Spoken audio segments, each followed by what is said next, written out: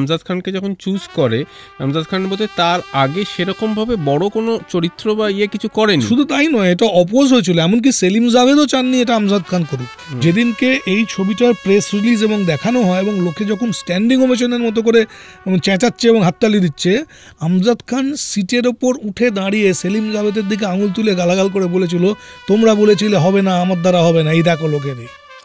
ঠাকুর কোথাও ন্যায় মানে অন্যায়ের এগেনস্টে ন্যায়কে প্রতিষ্ঠিত করতে গিয়ে এবং তার পার্সোনাল রিভেঞ্জ করার ক্ষেত্রে গিয়ে দুজন এক্স কনভিক্ট বা ক্রিমিনালকে নিয়ে এলো। এটাও তো অ্যাকচুয়ালি আইনকে হাতে তুলে নেওয়াই খানিকটা। হ্যাঁ, লোহা দিয়ে লোহা কাটা, ওখানে ডায়ালগ আছে। কিন্তু বিষয়টা কি, সে নিজে ছিল পুলিশ সুপার বা জেলার, সে দুটো ক্রিমিনাল উইথ গোল্ডেন হার্ট তাদের নিয়ে এসে কাঁটা দিয়ে কাঁটা তুলছে, কিন্তু আসলে তো আইন হাতে তুলে নিচ্ছে সম্পূর্ণভাবে। এই সময়টা কিন্তু দেখিস যে ইন্দিরা গান্ধীর এমার্জেন্সি করা হয়েছে এবং মানুষের কিন্তু এই অভিজ্ঞতাটা মানুষ হ্যাজ গান থ্রু। আমি জানি না সিম্বলিক্যালি এটা ভারতবর্ষ কিনা, যে ভারতবর্ষে এরকম ললেসনেস, রুথলেস মানুষজনের দ্বারা কোনো একটা স্পেস ডমিনেটেড হচ্ছে, এইটার কোনো সিম্বলিক কিছুই আছে কিনা, যেখানে ক্রিমিনালকে সাহায্য দিতে পারে একমাত্র, কারণ ল কাজ করে না। এই ছবির ক্যাসেট, ডায়ালগের ক্যাসেট বিক্রি হতো, সিনেমাটা ছিল, সেটা আমি দিনের পর দিন আমার ছোটবেলায় শুনেছি। ডায়ালগগুলো চোখের সামনে দৃশ্যগুলো ভাসছে, ডায়ালগ শুনতে শুনতে শুনতে শুনতে। এই ছবিটা সেই সময়কার ছবি, যে সময়ে পুরনো সিনেমাকে বিদায় দিয়ে নতুন ধরনের হিন্দি সিনেমা শুরু হচ্ছে। শোলে তার একটা সাংঘাতিক মাইল ফলক।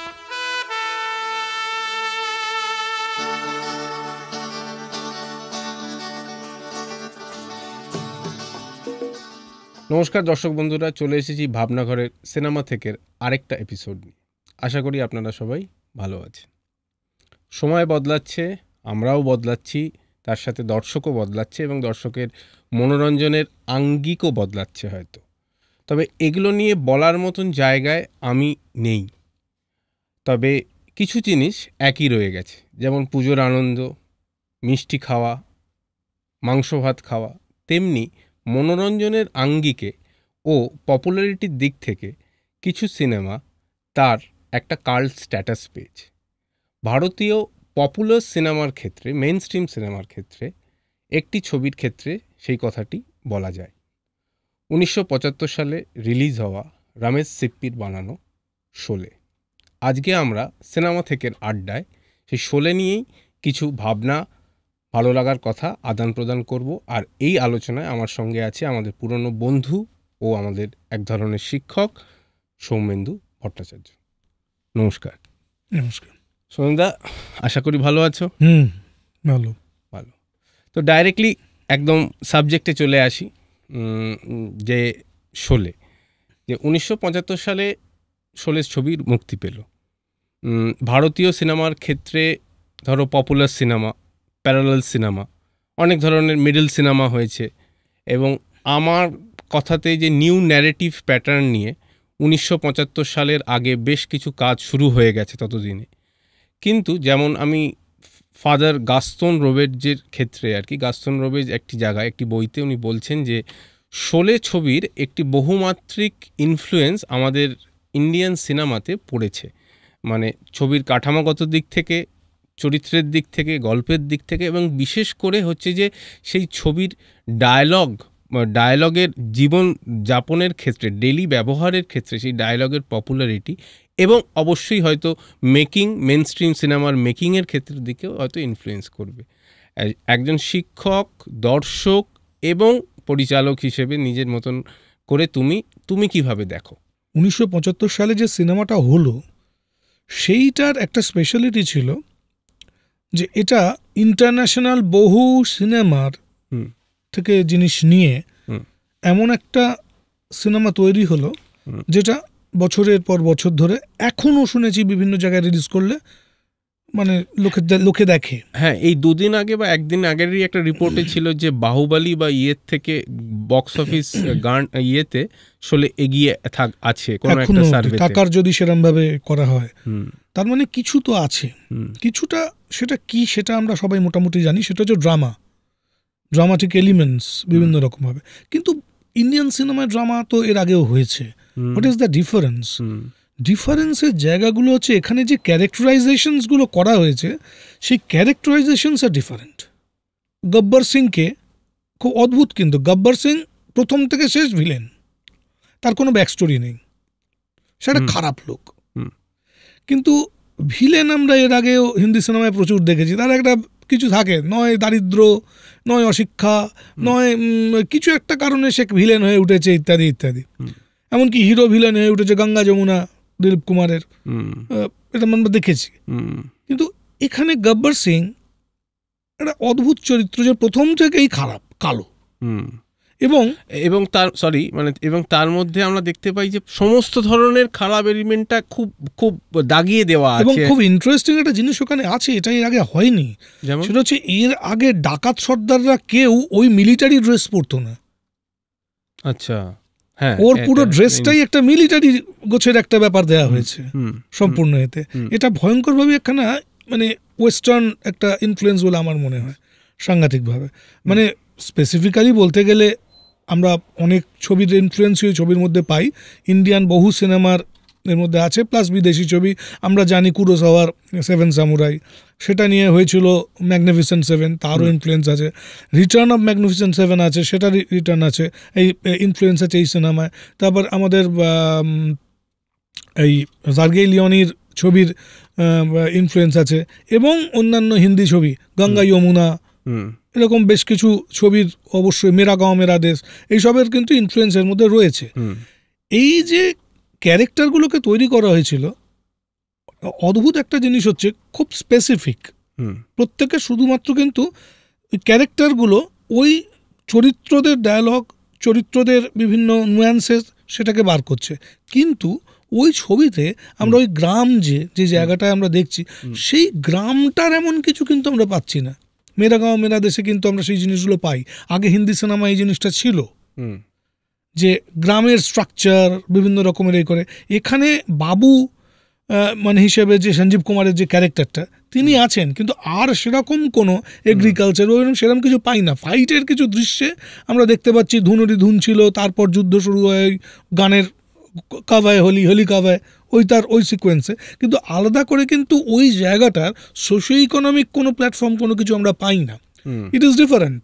এবং ওই রাগেড যে জায়গাটাকে করা হয়েছে, মানে আমি একটা রেফারেন্স টানতে চাই, ধরো পান সিং তোমারেও কিন্তু সেই লোকটা মিলিটারির থেকে আসা, সে ভিলেন হয়ে উঠছে, যে হিরো ছিল। কিন্তু সে কিন্তু আমরা কিন্তু পান সিং তোমারের সঙ্গে যাই, কিন্তু আমরা কখনোই গব্বর সিং এর সঙ্গে যাই না। আমরা বলতে তুমি দর্শক ওভারঅল সবাই, কিন্তু গব্বর সিং এর ওই ডায়ালগগুলো কিন্তু সবার মুখে মুখে ঘুরছে। গব্বর সিং এর ক্যারেক্টারাইজেশন, গব্বর সিং যিনি অভিনয় করেছিলেন, he was not at all a classical villain type. এইটা একটা সাংঘাতিক জায়গা, এটা তৈরি হয়েছে। ওই সিনেমা থেকে আমরা পাচ্ছি different kinds of villains.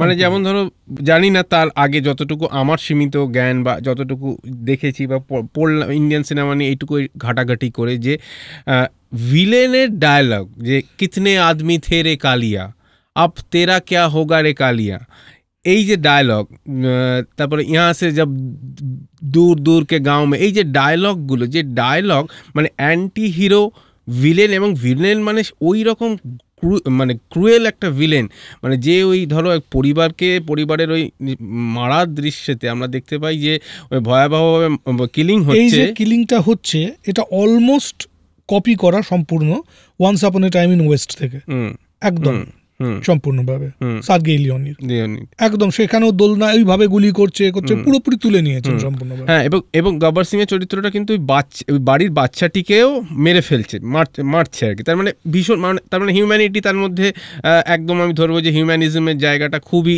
Negative জায়গাতে দাঁড়িয়ে আছে। কিন্তু তার ডায়লগ সাধারণ মানুষ পপুলারলি ডিল করেছে, বলেছে।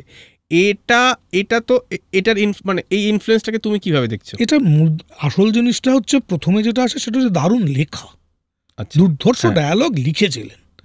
এবং আর একটা জিনিস সেটা হচ্ছে দুর্ধর্ষ অভিনয়, ভিলেনরা যে ওই রকম, এবং আমজাদ খানের গলা মোটেই ব্যারিটোন নয় অমিতাভ বচ্চনের মতো, কিন্তু ওটাকে উনি যেভাবে ইউজ করেছেন, যে পজ দিয়েছেন, যেভাবে এসছেন, যেভাবে হাঁটতে হাঁটতে কথাগুলোকে বলছেন আস্তে আস্তে আস্তে আস্তে আস্তে তারপর তুলছে, এই যে জিনিসটা এটা সাংঘাতিক। এবং ওর ডায়ালগ লোকে নিয়েছে তার কারণ হয়তো এই যে নোবডি যারা এই সিনেমাগুলো দেখছে তারা ওই ক্রুয়েলটিটাকে সামহাও জানি না কিভাবে কানেক্ট করেছে কিংবা করেছে কিনা, কিংবা ওই শুধুমাত্র ডায়ালগটার দ্বারা তারা ভীষণভাবে ইনফ্লুয়েন্সড হচ্ছে সেই জন্য ভালো লাগছে। এটা তো এক্স্যাক্ট বলা যাবে না। সিভিলাইজড সোসাইটির মানুষও কিন্তু ব্যবহার করেছে, যেমন আমিও কখনো হয়তো এই ডায়লগ বলেছি, কারণ তারা এন্টারটেইন রয়েছে, এই ছবি দেখতে গিয়ে এন্টারটেইন রয়েছে সাংঘাতিকভাবে, এবং ডায়ালগটা তার একটা বিরাট অংশ। আমি একটা জিনিস বলছি, এই ছবির ক্যাসেট, ডায়ালগের ক্যাসেট বিক্রি হতো, সিনেমাটা ছিল সেটা আমি দিনের পর দিন আমার ছোটবেলায় শুনেছি।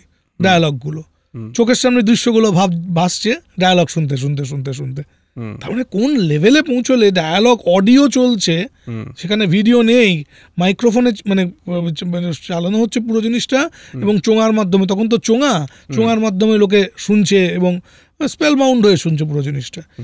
এইটা মানে অবশ্যই লেখার একটা সাংঘাতিক গুরুত্বপূর্ণ জায়গা, এবং ক্যারেক্টারাইজেশন, এবং এই ক্যারেক্টারাইজেশন করতে গিয়ে রমেশ সিপ্পি যেটা করেছিলেন একদম উল্টো পথে হেঁটেছিলেন।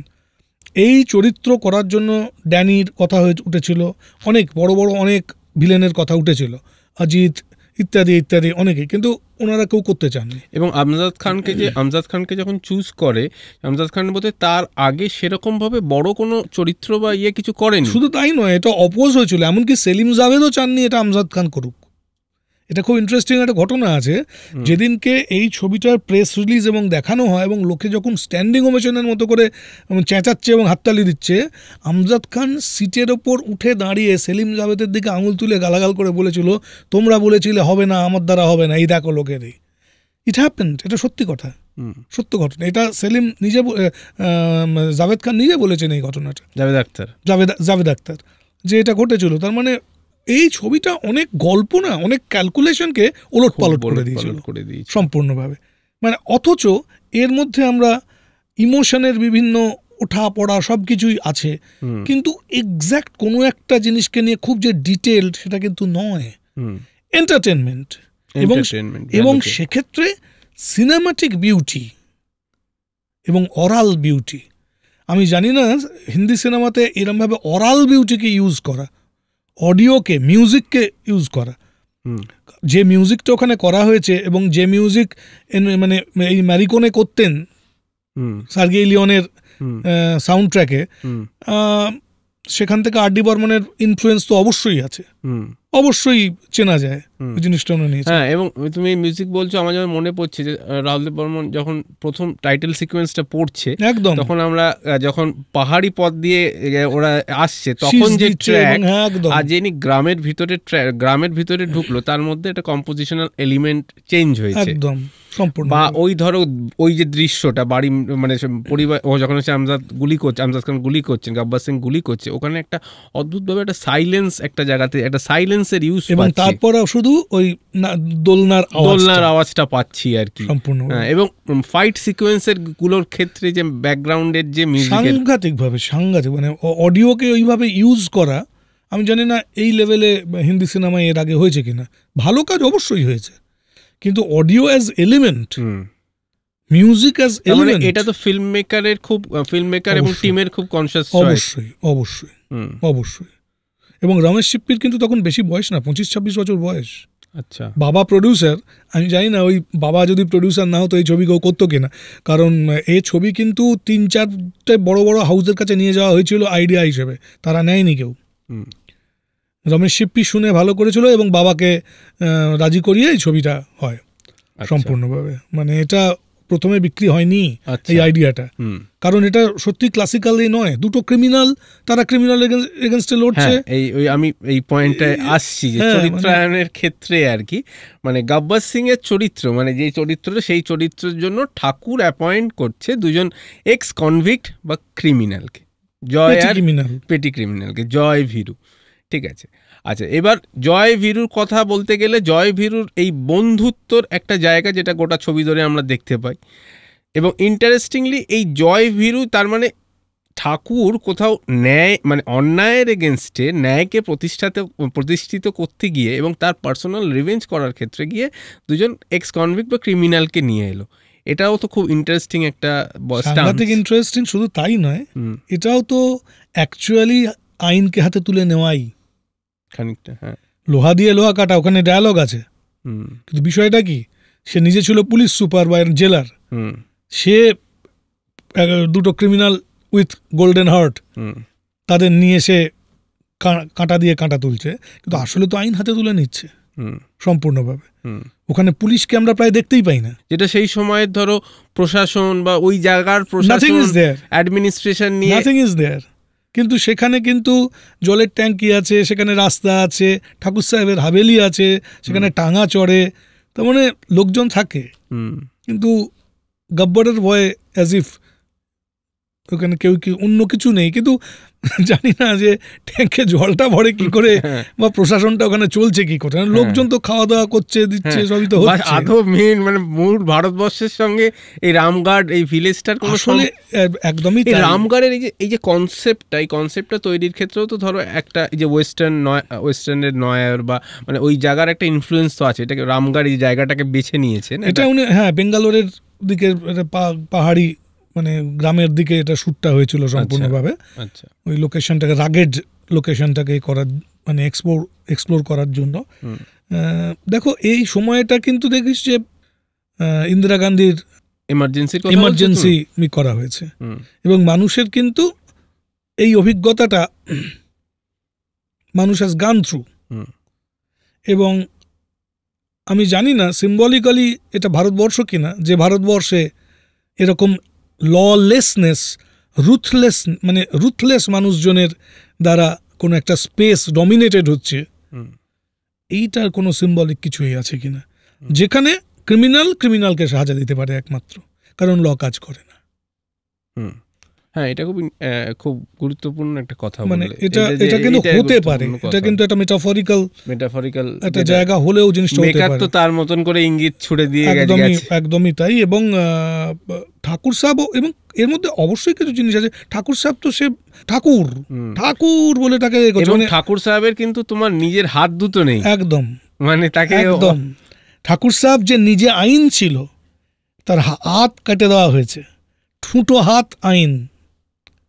সে দুই হাতের মতো দুজন মানুষকে নিয়ে আসছে, যারা পেটি ক্রিমিনাল, যারা ওই হাত হয়ে গব্বর সিংকে সাহায্য করছে।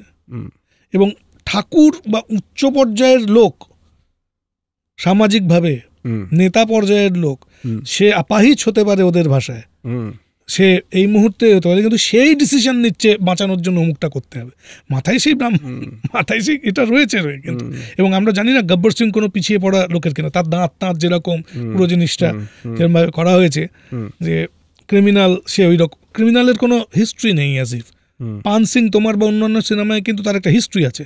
দিলীপ কুমার গঙ্গা যমুনাতে যখন ক্রিমিনাল হচ্ছে, তার একটা হিস্ট্রি আছে, ব্যাক হিস্ট্রি আছে। আমরা এই ছবিতে কিন্তু গব্বরের কোনো ব্যাক হিস্ট্রি পাই না।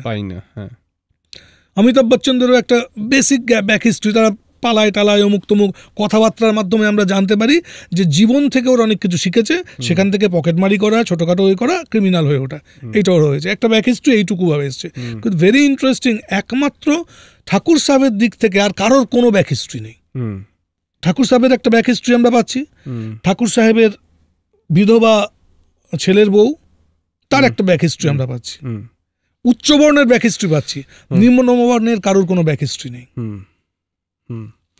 বিধবা মেয়ের কথা বললে, মানে এবার ধরো শোলেতে যে নারী চরিত্রগুলোকে মোটামুটি আমরা দেখতে পাই, যে হেমা মালিনীর ভূমিকায় টাঙ্গাবালির চরিত্র আর কি, সেই চরিত্র যদি একটা চরিত্র যে মানে মানে আমার কাছে তো প্রচণ্ড হচ্ছে যে ফ্রিডামের যদি আমি দেখি যে আপন মানে একদম টাঙা ছুটিয়ে ঘুরে বেড়াচ্ছে, সেই স্পেসের মধ্যে লাফিয়ে বেড়াচ্ছে। আবার আরেকটা দিকে হচ্ছে যে জয়া ভাদুরীর যে চরিত্রটা, রাধার যে চরিত্রটা, যে বাড়ির মধ্যে যে রাত্রিবেলা খুব খুব ইন্টারেস্টিংলি আলোগুলো জ্বালাতে জ্বালাতে যায় আর কি, এবং বাড়ির মধ্যে ওই সব পরিবারের মধ্যে কোইন্সিডেন্টালি ওই বেঁচে থাকছে। খুব মানে দুটো কাউন্টার নারী চরিত্রকে পুট করেছে যেন। একজন প্রচুর কথা বলে এবং অলমোস্ট ইন্ডিপেন্ডেন্ট, ঘোড়া চালায়, এ তো মারাত্মক ব্যাপার, গ্রামে ঘোড়া গাড়ি চালায়, আর উল্টো দিকে একজন প্রায় কোনো কথা বলে না, বিধবা। এবং নিশ্চয়ই কন্ট্রাডিক্টরি ক্যারেক্টার, সেইভাবেই জিনিসটাকে এনেছে। এইখানেই তো শোলের সাংঘাতিক এই যে মশলাটা তৈরি করা, সেটা মানে শোলে লাজবাব এই জায়গায়। এবং একটা ইন্টারেস্টিং কথা বলি, ইনফরমেশন দিই, ওই যে লণ্ঠনের যে দৃশ্যটা, এই দৃশ্যটায় টেকনিক্যাল সমস্যা হয়েছিল। এই দৃশ্যটা 7 থেকে 10 দিন ধরে এই ওখানে দুটো দৃশ্য আছে, শ্যুট করতে হয়েছিল। আচ্ছা, অনেক দিন ধরে। শোলে তো 2.5 বছর ধরে শুটিং হয়েছে। হ্যাঁ হ্যাঁ, 2.5 বছর ধরে শুটিং হয়েছে।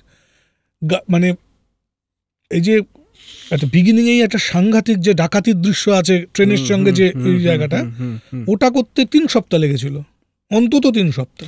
হ্যাঁ, মানে ওর যা শর্ট টেকিং প্যাটার্ন, তার যা কাউন্টার অ্যাঙ্গেল শট আছে, যেভাবে কাট, ওখানে বোধহয় 60-70টা কাট আছে, অনেক বেশি কাট, অনেক বেশি, কয়েকশো কাট ওই অঞ্চলের ওর মধ্যে রয়েছে সম্পূর্ণ। তখন ওই সময় ওই ক্যামেরা নিয়ে অত ওই রকম ভাবে শর্ট টেকিং। দ্বারকা দিভেচা, যেমন আমি একটা জিনিস অলরেডি বলে দিই, দ্বারকা দিভেচা ইনি ক্যামেরার খুব বিখ্যাত সেই সময়কার একজন ক্যামেরাম্যান। দ্বারকা দিভেচা বিভিন্ন ফিল্টার ইউজ করা লাইটের ক্ষেত্রে, এবং সেই সময় তো অনেকগুলো নিয়ম ছিল, নায়ক নায়িকাকে সুন্দর দেখাতেই হবে, এই সমস্ত জিনিস ওই হামরাম শিডিউলের মধ্যে ওরা কিন্তু স্কর্চিং সানে বিভিন্ন সময় শ্যুট করেছে, কন্ট্রাস্ট রেশিও অনেক বেশি ছিল। এই সব কিছুকে মাথায় রেখে ক্যামেরার কাজ সেই সময় ওটা কিন্তু খুবই বিখ্যাত, খুবই বিখ্যাত। এবং লক্ষ্য করা যাবে যে ওখানে মানে ডে ফর নাইট আছে, যেখানে সম্পূর্ণভাবে হয়তো আমরা আজকালকার দিনে হলে, এখনকার দিনের কালার কারেকশন মেশিন থাকলে বা ফিল্ট্রেশন থাকলে হয়তো আরও আন্ডার এক্সপোজ করে জিনিসটা, কিন্তু বোঝাই যাচ্ছে ওটা ডে ফর নাইট, আমরা বুঝতে পারি। কিন্তু তখন কিন্তু বিষয়টা এত সহজ ছিল না। টেকনিক্যালি এটা খুবই টাফ একটি সিনেমা ছিল, যেটা অনেক চ্যালেঞ্জের মধ্যে দিয়ে গিয়েছিল। আউটডোর লোকেশনকে আউটডোর লোকেশনকে একদম, মানে ইনডোর প্রায় নেই, সবই রিয়েল লোকেশনে সেট তৈরি করে পুরো জিনিসটা করা। ঠিক যেরকমভাবে অনেক পরে আমির খান যে অ্যাপ্রোচে সিনেমা করেছিল, সেরকমভাবে যে লোকেশনে গিয়ে সেট তৈরি করে 6 মাস রেখে তারপরে শুটিং হয়েছিল লাগানের সময়ের। এটা কিন্তু ওইখানে লোকেশনে সবাইকে নিয়ে গিয়ে তার শুটিংটা হয়েছিল অন লোকেশন। কিছু পোর্শন 2-1 যেগুলো ইনডোরের, ওই ঠাকুর সাহেবের ঘরের ভেতরের জিনিসগুলো আবার ইনডোরে করা হয়েছিল। ফাইট সিন 2-1 ভেতরে বিগিনিংয়ের, ওইগুলো ছিল হচ্ছে স্টুডিওর মধ্যে সম্পূর্ণভাবে। আদারওয়াইজ এটা মোস্টলি আউটডোরে লোকেশনে তৈরি করা, এবং সেটা এত বড় বাজেটের একটা ছবি, এত গ্র্যান্ডার, এত বড় টিম নিয়ে, কোয়াইট মানে ডিফিকাল্ট টাস্ক, খুবই শক্ত কাজ, মানে এটা খুবই চ্যালেঞ্জিং একটা কাজ সেই সময়ের হিসেবে। বিখ্যাত। আচ্ছা, ওটা কি তোমার মানে তো এটার কি ইনফরমেশন আছে যে ওটা কি মাল্টি ক্যামেরা হয়, মানে 2-3টে ক্যামেরা থাকতে পারে? সেটা নিয়ে কোথাও ইনফরমেশন পাইনি, কিন্তু একটা ইন্টারেস্টিং ইনফরমেশন আছে। সেটা হচ্ছে শোলের অ্যাডভার্টাইজমেন্টে লেখা হয়েছিল 70mm ফিল্ম, এবং ওটা ভারতবর্ষের প্রথম স্টিরিও সিনেমা 70mm সহ। কিন্তু 70mm ক্যামেরা পাওয়া যায়নি এবং কস্ট অনেক বেড়ে যাচ্ছিল। তার ফলে যেটা করা হয়েছিল, ওটা 35mm 4:3 শ্যুট করা হয়েছিল, করে প্রিন্টিংয়ের সময় 70mm প্রিন্ট করা হয়েছিল, এবং মাথা থেকে ক্রপ করে অ্যাডজাস্ট করা হয়েছিল, করে এটাকে 70mm মানে actual negative was in 35mm। Multi camera এখানে থাকতেই পারে, যা সব শট রয়েছে মাল্টি ক্যামেরা ছাড়া সম্ভব নয়। প্যারালাল যেভাবে জিনিসগুলোকে করা হয়েছে, নিশ্চয়ই সেটা ভীষণভাবে হয়েছে। তার আরেকটা কারণ হচ্ছে, আমার ধারণা রমেশ শিপ্পি ইত্যাদিরা যেহেতু অবশ্যই 7 সামুরাই ইত্যাদি দেখেছিলেন, কুরোসাওয়ার ওয়ার্কিং স্টাইল নিয়ে ওনার জানতেন। হলিউডেও বা সার্গেই লিওনিরও 2-3টে ক্যামেরা নিয়ে কাজ করে, ওইটা ওরা অ্যাফোর্ড করতে পেরেছিল আমার ধারণা। ওইটা ইট মে বি দেয়ার, নইলে ওই সব শট প্যারালাল পাওয়া এটা খুবই সাংঘাতিক বিষয়। আচ্ছা, আরেকটা জিনিস আমার ব্যক্তিগতভাবে পরের দিক থেকে গিয়ে মনে হয়েছে, এই যে ধরো জয় আর ভীরুর এই চরিত্রটা এবং ইয়ে দোস্তি আমনেই ছোড়েঙ্গে, এটা তো প্রায় একটা বেদবাক্যের মতন, মানে একটা এই সময় শুটিংটা করতে 7 দিন লেগেছিল, এই গানটা শুট করতে 5 মিনিটের গান 7 দিন শুরু হয়েছিল। হ্যাঁ, তার মধ্যে খুব ইন্টারেস্টিং ঘটনা ঘটে, মাঝখানে ওইটা চলে যায় আসে, এবং ওদের বন্ধুত্ব একটা খুব ইম্পর্টেন্ট জায়গা গোটা ছবি জুড়ে প্লে করে। এবং তার মধ্যে এই যে ধরো পয়সা ছুঁড়ে ওদের যে ডিসিশন মেকিংয়ের যে চয়েসটা, যে কোনো একটা ক্রাইসিস মোমেন্টে এই যে যেটা করছে, এই ভাবনাটা কোথা থেকে এসেছে, মানে এটা আমাকে খুব, মানে আমি জানি, মানে এটা কি এরকম যে মানি ডিসাইডস আফটার অল? মানে না, আমিও সেটা জানি না, আমিও সেটা কিন্তু এটা আমার কাছে যে পয়সাটা ছুঁড়ে ওরা ডিসিশনটা নেয় এবং ইনডিসিশনেও থাকে। হ্যাঁ, মানে পয়সা যে রোল করে এবং পয়সা যে কথা বলে, হয়তো সেটা সেরকম ভাবে এই জিনিসটা এর মধ্যে এসছে, হতেই পারে। কিন্তু মানে পয়সা সবটা করছে না, কিন্তু পয়সাটা রাস্তার মাঝখানে টাং সোজা হয়ে দাঁড়িয়ে যাচ্ছে, আবার তখন মেয়েটা পালাচ্ছে, গ্রামের বউটা।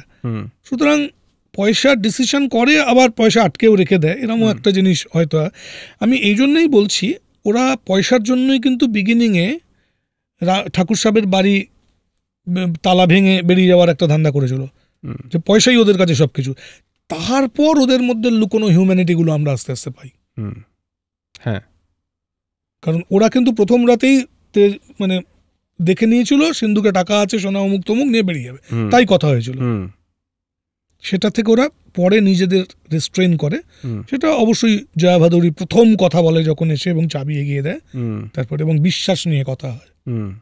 এবার যেমন ধরো এই ছবিটা তো খুবই একদম পপুলার মেইনস্ট্রিম ছবি, তার মানে চরিত্র তৈরি করার ক্ষেত্রে, চরিত্রায়নের ক্ষেত্রে, ডায়ালগের ক্ষেত্রে, সিন টেকিংয়ের ক্ষেত্রে, এবং মূলত আমি যেটা বলবো, যে তুমি যেটা প্রথমেই আমাকে বললে, যে তার কারণ যে ড্রামা, এই ছবির ড্রামা তৈরির যে জায়গাটা, তার মানে এইটার ক্ষেত্রে রাইটার জুটি আর কি, তারা এবং মেকার, যে এরা কি একটা স্ট্রাকচারাল ধারণা দেওয়ার চেষ্টা করেছে যে ফর্মুলা ছবি বা মেইনস্ট্রিম ছবির ক্ষেত্রে কি ধরনের অ্যাপ্রোচ হওয়া উচিত? তুমি কিভাবে দেখো, মানে এখানে উচিতের থেকেও বড় কথা, ওরা আমার ধারণা দে ট্রাইড সামথিং নিউ, যেটা তখন হয়নি, যেটা ইন্টারন্যাশনাল স্ট্যান্ডার্ডে হবে। ইন্টারন্যাশনাল কারণ ওখানে এই ছবিটার মধ্যে ভালো মন্দ সব তার মধ্যেই তো লড়াই। এবার বেশি ভালো, কম ভালো, খুব খারাপ, আরো খারাপ, এরকম কতগুলো গ্রেডেশন আছে। ডাকাত দলের বিভিন্ন গ্রেডেশন, ভালো জয় বীরু এবং ঠাকুর সাহেব ইত্যাদি ইত্যাদি। নারীত্ব, নারীর পাওয়ার, একজন প্রায় বোবা মানুষ, কথাই বলে না প্রায়, সে শেষে একটু স্বপ্ন দেখেছিল এবং খুব কনসাসলি অ্যান্টি ক্লাইম্যাক্সে তাকে ওকে মেরে দেওয়া হচ্ছে, ওটা ওই জায়গাতেই থেকে যাচ্ছে। মানে মেলোড্রামার সব কটা এলিমেন্ট ইজ দেয়ার, বাট বলার স্টাইলটা পাল্টেছে। এটাকে কি এপিক বলবো আমরা, মানে এপিক্যাল স্ট্রাকচার বলবো, মানে তুমি না, সম্ভবত নয়। আচ্ছা, চেষ্টা করা হয়েছিল, কিন্তু এপিক ইজ আরো অনেক বড়। সেভেন সামুরাই ইজ অন্য লেভেল, ঋত্বিক বা ওরা অন্য লেভেল, অন্য ব্যাপার। এটা এন্টারটেনমেন্টের ক্ষেত্রে অবশ্যই একটা epic making film, no doubt about it, এবং technically superb. Shot by shot analysis করা উচিত ফিল্ম মেকার এবং স্টুডেন্টদের তখনকার দিনের ওই ইনফ্রাস্ট্রাকচারে। কিন্তু একটা মাথায় রাখতে হবে যে এনসিসিপি, মানে ওর বাবা যে সাপোর্ট ওকে দিয়েছিলেন, সেটাও যা লেগেছিল তাই টোটাল লেগেছিল। বিশাল খরচ হয়েছিল সে সময় এই ছবি করতে, প্রচুর ওভার বাজেট হয়েছিল, পারিবারিক পয়সায় পুরো জিনিসটা, নিজেদের প্রোডাকশনের ছবি, সবাই এটা করতে পারতো বলে মনে হয় না। এবং রমেশ সিপ্পির সে ক্যাপাবিলিটিও ছিল, বোঝাই যাচ্ছে সম্পূর্ণভাবে। কিন্তু মানে এটাও সত্য যে ওরাও কতগুলো 70 মিলিমিটার কিন্তু অ্যাফোর্ড করতে পারেনি, ওটা প্রিন্টে করা। সুতরাং এইগুলোর মধ্যেই ব্যাপারটা ওরা করেছিল। এর মধ্যে খুব ইন্টারেস্টিং, মানে এর পরের থেকেই আমরা গ্র্যাজুয়ালি দেখতে পাবো এই আশপাশেতেই ভ্যাম্পের যে ক্যারেক্টার, ফেমে ফাতালের যে ক্যারেক্টার, এখানে যে মেহবুবা গানটা যেভাবে আসছে, আমরা রাজ কাপুরের 420-তে পেয়েছি মুরমুরকে না দেখ মুরমুরকে, সেখানেও ফেমে ফাতাল অন্যরকম, কিন্তু এইরকম শরীর দেখিয়ে ওইভাবে এইটা সহজে হয়নি। এই ছবিটা খুব সাহসী একটি সিনেমা, যে সাদাকে সাদার মতো করে দেখাচ্ছে, কালোকে কালোর মতো করে দেখাচ্ছে, এবং চিত্রনাট্য, ডায়ালগ, ক্যারেক্টারাইজেশন এবং তার প্রোডাকশন ভ্যালু, লোকেশন এত ভালোভাবে একটার সাথে আর একটা হাত ধরে আছে, চোখ ফেরানো যায় না। গান, চোখ ফেরানো যাচ্ছে না পুরো জিনিসগুলোতে, এমনভাবে পুরো জিনিস। একদিকে হেমা মালিনী, এদিকে জয়া ভাদুরী, কাস্টিংটা মারাত্মক, মারাত্মক, প্রত্যেকটা কাস্টিং সবার মুখস্থ। অমিতাভ সম্পর্কে, বচ্চন সম্পর্কে কোথাও একটা শুনেছিলাম যে, এবং তোমার সঙ্গে আলোচনায় কখনো একটা বলেছিলে যে মানে তখন তো অমিতাভ বচ্চন পুরো হয়ে ওঠেনি, এবং সবে জঞ্জির রয়েছে, হ্যাঁ, এবং কাস্টিংয়ের ক্ষেত্রেও রোলটা ঘুরে ফিরে বোধহয় এসেছিল, এবং স্ক্রিনের মধ্যে অনেক কিছু করছিল যেটা উনি নিজের থেকে ঘটাচ্ছিলেন। হ্যাঁ হ্যাঁ হ্যাঁ, এটা খুব ইন্টারেস্টিং। এটা রমেশ সিপ্পির লেখা থেকেও পেয়েছি এবং অন্যান্য ধর্মেন্দ্র এদের বিভিন্ন জায়গা থেকেও আছে যে অমিতাভ অবশ্যই ওদের প্রথম চয়েস ছিল না। এটা দিলীপ কুমারের কাছেও গিয়েছিল, এমনকি রাজেশ খান্নার কাছেও গিয়েছিল, শত্রুঘ্ন সিনহার কাছেও গিয়েছিল, ওরা করতে রাজি হয়নি এই ক্যারেক্টারটা। এবং অমিতাভ বচ্চনের যে ক্যারেক্টারটা, তখনকার দিনে তো এখনকার মতো বাউন্ডেড স্ক্রিপ্ট হতো না, বসে বসে কাগজ লেখা হচ্ছে, কয়েক পাতা হলো, সেটা শ্যুট হচ্ছে, তারপর আবার পাতা এলো, আবার শ্যুট হলো, এরমভাবে। অমিতাভ বচ্চনের ক্যারেক্টারে অমিতাভ বচ্চন এমন এমন সব নুয়ান্সেস করছে, যেভাবে কথা বলছে, ও স্ক্রিন প্রেজেন্স এমন হয়ে দাঁড়াচ্ছে আলটিমেটলি, যে ওরা আস্তে আস্তে ওর ক্যারেক্টারটাকে বাড়াতে শুরু করলো। সেটা কি ডিরেক্টর তাকে ব্রিফ দিচ্ছে নাকি সেটা সে নিজেই ঘটাচ্ছিল? সেখানে ডিরেক্টরের সাহায্য নিশ্চয়ই ছিল, কিন্তু তার সঙ্গে ছাড়াও সে তার যে গলার ইউজ, সে যেভাবে কথা বলছে, সে এসে দাঁড়াচ্ছে, তার যে স্টাইল, সে যেভাবে গুলি চালাচ্ছে, এই টোটাল জিনিসটা, এবং অবশ্যই তার অ্যাক্টিং ক্যাপাবিলিটি খুব ভালোভাবে, মানে জয়া ভাদুরী, অমিতাভ বচ্চন দুজনেই কিন্তু কম কথা বলে, এদিকে বাকি দুজন প্রচুর কথা বলে, ওরম ভাবে জিনিসটাকে সাজানো হয়েছে। আর অমিতাভের ওই অদ্ভুত হাইট, অতটা, এবং ওরম গলা, এবং ওই ছোট ছোট নুয়ান্সেস এবং স্ক্রিন প্রেজেন্স, অবশ্যই মানে রমেশ সিপ্পিও এটা বলেছেন যে ও আস্তে আস্তে এমন করতে থাকছিল যে আমরা আস্তে আস্তে ওকে বাড়াতে বাধ্য হচ্ছিলাম, ক্যারেক্টারটা আরো বড় হচ্ছিল আস্তে আস্তে। কারণ ধর্মেন্দ্র কিন্তু সে সময় সুপারস্টার, ধর্মেন্দ্রের ওপর বেশ করে আগেই তো বোধহয় ইয়াদো কি বারাত রিলিজ করে গেছে, সমস্ত চলছে, ইয়েতে রয়েছে একদমই। ধর্মেন্দ্রর কথা মাথায় রেখে অমিতাভ সাপোর্টে ছিল, সেটা বাড়তে থাকে, গ্র্যাজুয়ালি বাড়তে থাকে। এটাই স্ক্রিন প্রেজেন্স, এটাই কোয়ালিটি। শোলে নিয়ে তো অনেক ধরনের লেখালেখি হয়েছে, লেখালেখি চলে বা কথাবার্তাও হয়েছে, এবং ছবিটা প্রভাব ফেলেছে, যাই হয়েছে। ব্যক্তিগত তুমি অ্যাজ আ হিউম্যান বিং, তুমি এই ছবিটার ভেতরের রাজনীতি, ঠিক আছে, সেই রাজনীতিটাকে তুমি কিভাবে দেখেছো? যেমন আমি যদি বলি যে গব্বর সিং একটা অথরিটেরিয়ান ডিক্টেটরশিপের একটা সিম্বল, ঠিক আছে, তার কাউন্টারফিটকে লড়ার জন্য সেখানে নিয়ে আসা হলো ক্রিমিনাল দুজনকে, ঠিক আছে। আবার ন্যায়ের কথায়, ন্যায় যিনি দিচ্ছেন তার হাত নেই, ঠিক আছে, এই জিনিসটাকে। এবং একই দিকে খুব বিগ বাজেটের ছবি, কিন্তু সাহস দেখিয়ে ছবিটা মেকার করে ফেলেছে, সেই সময় তারা করে ফেলেছে, এবং সেটার থেকে এখনও এই সময় দাঁড়িয়ে মেন স্ট্রিম সিনেমা ইনফ্লুয়েন্স হচ্ছে, এবং এই সময় দাঁড়িয়ে প্যারালালি যে ছবিগুলো হয়তো বক্স অফিসে ভালো রান করছে, তার সঙ্গে যদি শোলেকে কম্পিট করতে দেওয়া যায়, শোলে হয়তো একটা ভালো জায়গাকে এখনও কন্টেম্পোরারিনেসে রেখে দেবে।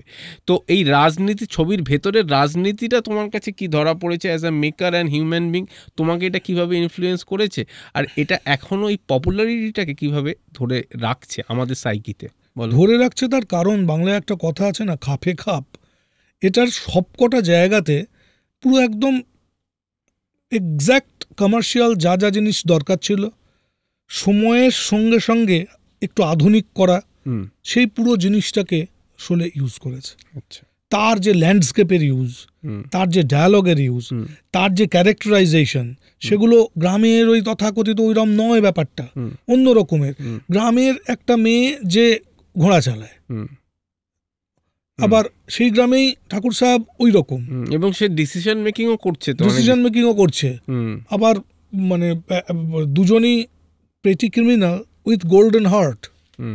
আর এটা খুব ইন্টারেস্টিং যে গব্বর সিং সত্যি তার কোনো রিমোর্স নেই, তাকে নিয়ে কোথাও অনুশোচনা বলছে, কোথাও নেই, এবং তাকে নিয়ে দর্শকও কখনো পড়ে না, মরুক বেটা, যেন এরকমই মনে হয় পুরো জিনিসটা।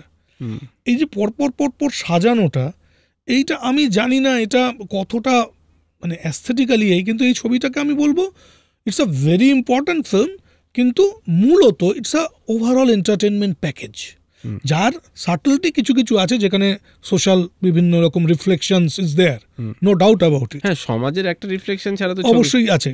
এবং গব্বর সিং কে, জানি এমন কেউ যে যাকে আনতে গেলে ওরম ললেসনেস হয়ে দাঁড়ায়, মানে নকশাল ইত্যাদি এক্সট্রিম লেফটিস্ট, এরা কিন্তু ওই 70, 71, 72 চলে এসছে সম্পূর্ণভাবে, যারা আইনকে হাতে তুলে নেয়, আইনের যা গরিবের হয়ে কথা বলার জন্য। এই অমিতাভ বচ্চন এবং ধর্মেন্দ্র যে ক্যারেক্টার বা ঠাকুর সাহেব যেটা করছে, ওরা তাই গরিবের হয়েই কথা বলছে, এবং এই টোটাল রাষ্ট্র অথবা যে রুথলেস অ্যানার্কিস্ট, সেরকম একটা ক্যারেক্টার হচ্ছে গব্বর সিং, তার এগেনস্টে দাঁড়াচ্ছে। ইট মাইট বি দ্যাট, এটা হতেই পারে, এটা হতেই পারে। এবং আমরা কোথাও কিন্তু গব্বর সিংকে একটাও ভালো লাগার কোনো জায়গা পাই না, এবং খুব অদ্ভুত ভাবে তার ডায়লগ গুলো, মানে ওইটাই এন্টারটেইনমেন্ট, ওটাই এন্টারটেইনমেন্ট, এটাই capability of the creators. Salim Javed এবং অ্যাক্টর, তাদের ক্রিয়েটার, যে তারা যেভাবে করেছেন ডায়ালগ ডেলিভারি এবং মেকিং সব মিলিয়ে, সেখানে hats off to them, hats off to them. এই সিনেমা আরও বহুদিন থেকে যাবে, কিন্তু এটা মানে এই জিনিসটা, যেমন আমরা যদি ডাকাতের ছবি দেখি আরও অনেক রকমের, পান সিং তোমার পুরো সম্পূর্ণ অন্য, এখন সে আধুনিকেতে, এই ছবিটা সেই সময়কার ছবি, যে সময়ে পুরনো সিনেমাকে বিদায় দিয়ে নতুন ধরনের হিন্দি সিনেমা শুরু হচ্ছে। শোলে তার একটা সাংঘাতিক মাইল ফলক, যে এন্টারটেনমেন্ট মানে কি হতে পারে, সেটা ইন্টারন্যাশনাল স্ট্যান্ডার্ড কি হতে পারে সেইটা। এবং এর জন্য প্রচুর টাকা ঢালা হয়েছে, অসংখ্য লোকেশনে শ্যুট করা হয়েছে, সমস্ত বড় বড় অ্যাক্টারদের একসাথে নেওয়া হয়েছে, দুর্ধর্ষ স্ক্রিপ্ট এবং ডায়ালগ এবং ক্যারেক্টারাইজেশন সব একসাথে পড়ে শোলেটা তৈরি হয়েছে। ওটা একদিনের বিষয় হয় না, এখনও মানে as craft of film making, acting, dialogue writing, hats off, hats off. Okay, কিছুটা পরিসরে আমরা একটা আলোচনা করতে পারলাম, আরও হয়তো পরিসরে কখনো আরও আড্ডা চলে, কারণ এটা নিয়ে ইন্টারেস্টিং ফ্যাক্টস অ্যান্ড ফিগার্স আরও আছে শুটিংটার নিয়ে, সেটা নিয়ে আলোচনা করলে হয়তো আরও অনেক শুটিংটার মানে খুবই মানে অনেক দিন ধরে শুটিং হয়েছে, নানা টেকনিক্যাল সমস্যা এর মধ্যে হয়েছে, একটা বিভিন্ন অংশ সম্পূর্ণ ফেলে দিয়ে রিশুট করা হয়েছে, এরকম প্রচুর হয়েছে। আচ্ছা, তাই না? একদম একদম।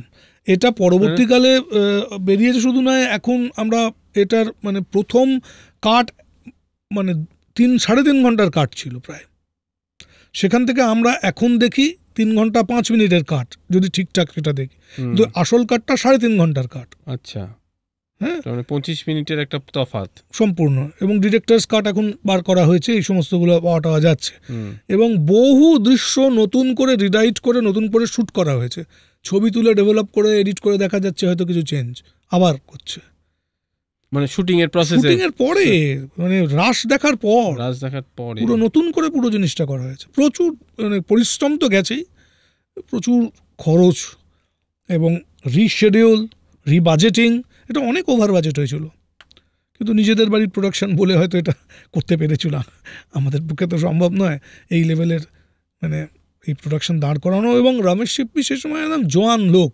প্রত্যেকে টিমের সবাই তখন জোয়ান, মানে ফাটিয়ে কাজ যেটাকে বলে একসঙ্গে।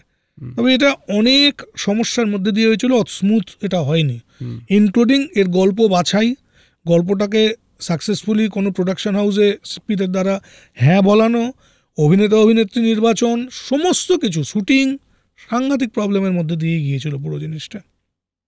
তারপর এটা একটা শোলের জায়গায় এসছে, এটা কাল্ট ক্লাসিক হিসেবে আমরা কনসিডার করতে পারছি। থ্যাংক ইউ ভেরি মাচ আমরা কিছু আলোচনা করলাম।